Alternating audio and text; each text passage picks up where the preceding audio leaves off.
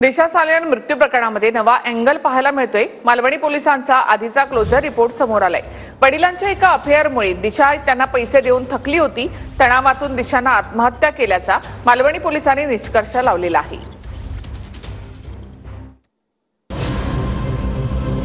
दिशा सालियन प्रकरणात नवा अँगल समोर आलाय। मालवणी पोलिसांच्या क्लोजर रिपोर्टमध्ये दिशाच्या मृत्यूमागची नवी कारणं समोर आली आहेत। दिशा सालियनची आत्महत्याच। आर्थिक बाबींमुळे दिशा अडचणीत होती। वडिलांच्या अफेअरमुळे त्यांना पैसे देऊन थकली होती। वडिलांच्या विवाहबाह्य संबंधांबद्दल आणि त्यांना द्याव्या लागणाऱ्या पैशांबद्दल दिशानं मित्रांना सांगितलं होतं। दिशाचा प्रियकर रोहन राय, मित्रमैत्रिणी आणि आईवडिलांचा जबाब मालवणी पोलिसांनी नोंदवला होता। प्रोजेक्टमध्ये झालेलं नुकसान आणि वडिलांच्या अफेअरमुळे दिशा तणावात होती। मुंबई पोलिसांकडून 4 जून 2021 मध्ये या प्रकरणात क्लोजर रिपोर्ट, डिसेंबर 2023 मध्ये पुन्हा एसआयटी तयार, अहवाल अद्याप प्रलंबित। 8 जून 2020 ला मित्राच्या वाढदिवसाची पार्टी दिशाच्या फ्लॅटवर। पार्टी सुरू असताना दिशाला लंडन मधल्या एका मित्राचा कॉल आला। कॉल आल्यानंतर दिशा बेडरूम मध्ये गेली। काही वेळानं सगळेजण तिच्याशी बोलायला बेडरूम मध्ये गेले, पण दिशा टेन्शन मध्ये होती।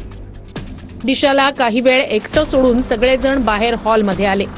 काही वेळानं दिशानं बेडरूमचा दरवाजा बंद करून स्वतःला आतमध्ये बंद करून घेतलं। बराच वेळ झाला तरीही दरवाजा उघडला जात नसल्यानं सर्वांनी मिळून दरवाजा उघडला। दिशा बेडरूम मध्ये सापडली नाही, बाथरूम मध्येही ती नव्हती। बेडरूमच्या बाल्कनीतून डोकावून पाहिल्यानंतर दिशा जमिनीवर पडल्याचं दिसून आलं। त्यानंतर दिशाला जवळच्या एव्हरशाईन नर्सिंग होम मध्ये नेण्यात आलं। त्यानंतर तुंगा हॉस्पिटल आणि नंतर शताब्दी रुग्णालयात नेण्यात आलं। दिशाचा मृत्यू झाला त्यावेळी कोविड मोठ्या प्रमाणात होता। अनेक हॉस्पिटलमध्ये शवविच्छेदन केलं जात नव्हतं। कोविड चाचणीसाठी दिशाचा स्वॅब घेण्यात आला। रिपोर्ट निगेटिव्ह आल्यानंतरच 11 तारखेला तिचं पोस्टमॉर्टम करण्यात आलं। डोक्याला गंभीर इजा आणि शरीरावर जखमा झाल्यामुळेच दिशाचा मृत्यू झाल्याचं अहवालात नमूद करण्यात आलंय। मालवणी पोलिसांच्या या क्लोजर रिपोर्टवर सतीश सालियन यांचे वकील निलेश ओझा यांनीही स्पष्टीकरण दिलंय। सरकार ने 11 दिसंबर 2023 को एसआईटी कंस्टिट्यूट किया।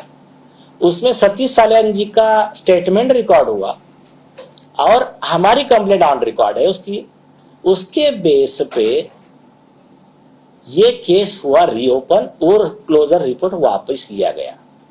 एक बेटी का पिता जिसकी बेटी के ऊपर गैंगरेप होता है, सामूहिक अत्याचार होता है और उसका खून कर दिया जाता है, उसकी बदनामी करना, उसको डिफेंड करना,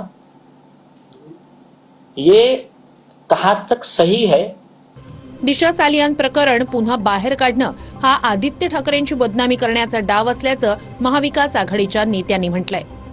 मालाडच्या पोलीस स्टेशन संदर्भात क्लोजर रिपोर्ट, पोस्टमॉर्टम रिपोर्टच्या संदर्भात दिशा सालियनच्या वडिलांनीच प्रश्नचिन्ह निर्माण केलेला आहे। अगर ती एवढ्या आर्थिक अडचणीत होती तर मग ती डिसेंबरला लग्न कशी करणार होती? जी माहिती अनुसार त्या केसमध्ये मला जे दिसतं त्यामध्ये राजकीय षडयंत्र करून आदित्य ठाकरेंना कसं बदनाम करायचं ये संपूर्ण प्रकरण त्या पद्धतीने चालू है। मैं ये भी कहना चाहूंगा कि उस समय उद्धव ठाकरे मुख्यमंत्री थे। कहीं उनके दबाव में मालवनी पुलिस ने इस केस को रफा दफा करने के लिए फर्जी बयान डाल के दिशा सालियन के पूरे परिवार को बदनाम करने का षड्यंत्र तो नहीं रचा। आदित्य ठाकरे समर्थ आहेत, उद्धव ठाकरे समर्थ आहेत, आम्ही सगळे समर्थ आहोत।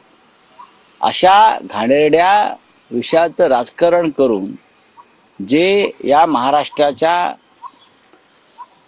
पहिल्या क्रमांकाच्या कुटुंबावर, ठाकरे कुटुंबावर चिखलफेक करू इच्छितात आणि पुन्हा बाळासाहेब ठाकरेंचे फोटो लावतात, त्यांना लाजा वाटला पाहिजे करताना।